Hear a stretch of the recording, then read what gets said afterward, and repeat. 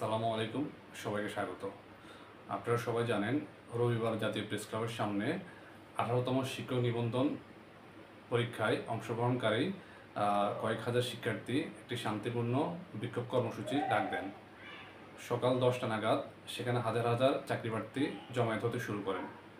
তো তাদের দাবি ছিল ভাইভা পরীক্ষায় অংশগ্রহণকারী সকল চাকরিপ্রার্থীকে সনদ প্রদান করা এবং পরীক্ষার ফলাফল পুনর্মূল্যায়ন করা।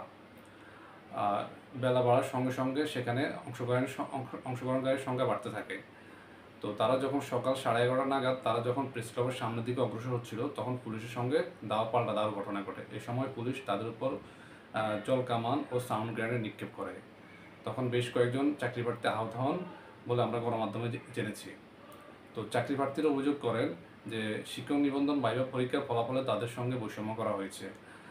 অর্থাৎ অনেকে বলেছেন অনেকেই সকল প্রশ্নের সঠিক উত্তর দেওয়ার পরেও তারা কেউ ফেল করেন। এই প্রশ্নের উত্তর তাদের জানা নেই। তারা এনটিআরসির কাছে এটি জানতে চান। তো তারা দাবি জানিয়েছেন ফলাফলটি যেন পুনর্মূল্যায়ন করা হয় এবং সকল ভাইভায় অংশগ্রহণকারী সকল পরীক্ষার্থীকে যেন সনদ প্রদান করা হয়। এর দাবি মেনে নেওয়া না হলে তারা এনটিআরসি ভবন ঘেরাও করার হুঁশিয়ারি দেন।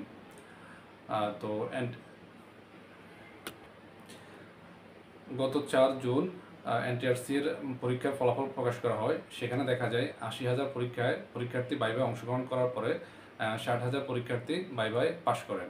অর্থাৎ 20,000-এর বেশি পরীক্ষার্থী ভাইভায় ফেল করেন। এ নিয়ে তাদের মধ্যে তীব্র ক্ষোভ দেখা দেয়, যারই ফলশ্রুতিতে আজকে জাতীয় প্রেস ক্লাবের সামনে আন্দোলনের ডাক দেওয়া হয়।